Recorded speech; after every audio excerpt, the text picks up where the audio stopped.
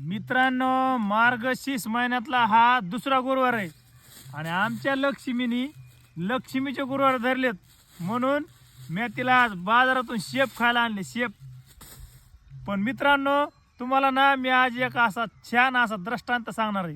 एक राजा असतोय आणि त्याच्या नगरीमध्ये लोक म्हणतात भगवंत असं करीन, भगवंत तसं करीन. मग राजाला असा प्रश्न पडतो, जनतेला सगळं काही मी पुरवतोय, खायला प्यायला आडे अडचण सगळं मी पुरवतोय, मग हे लोक भगवंत भगवंत काय म्हणतात नेमकं. तर तो त्याच्या बिरबलाला बोलून घेतो आणि बिरबलाला सांगतो, हे बघ, हे लोक भगवंत भगवंत म्हणतात पण भगवंत दिसत नाही, भगवंताचं तोंड कुंकडे आणि भगवंत करतो काय.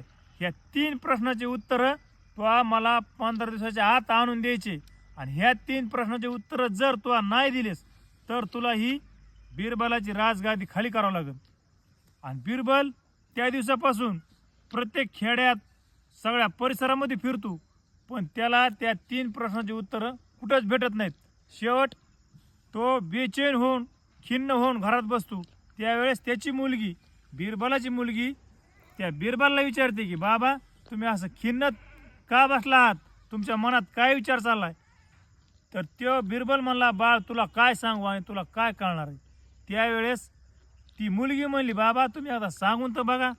त्यावेळेस नाविलाज म्हणून त्या बिरबलाने त्या मुलीला सांगितलं की बादशाहने मला 3 प्रश्न विचारलेत की हे लोक भगवंत भगवंत म्हणतात पण भगवंत दिसत नाही, भगवंताचं तोंड कुंकडे आणि भगवंत करतो काय. हे 3 प्रश्नाचे उत्तर. तर ती मुलगी म्हणली, बादशाला ह्या 3 प्रश्नाचे उत्तर मी देते. चला.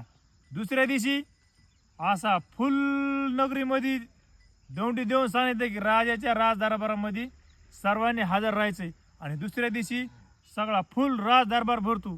ती मुलगी राजाच्या टेजवर ठेवतात आणि दोन्हीकडून 2 टेजवर खुर्च्या टाकून एका खुर्चीवर मुलीला बसतात आणि एका खुर्चीवर राजा स्वतः बसतो.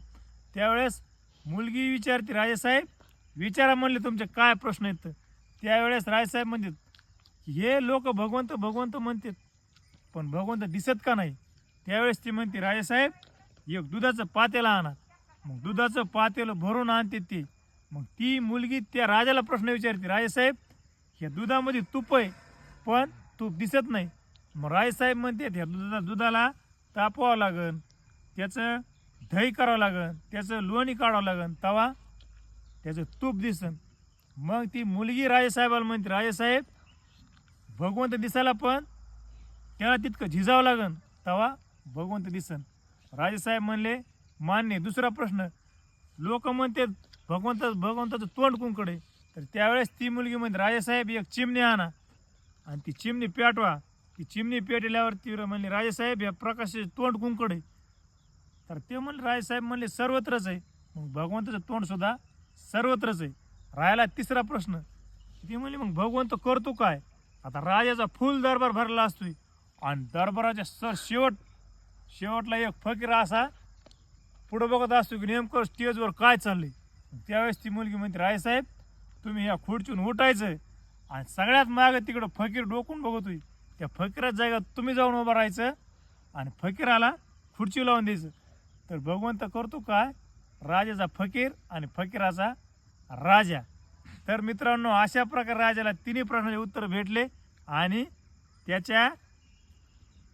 त्याची खुर्ची वाचली. मित्रांनो, गोष्ट आवडल्यास नक्की लाईक आणि शेअर करायला विसरू नका.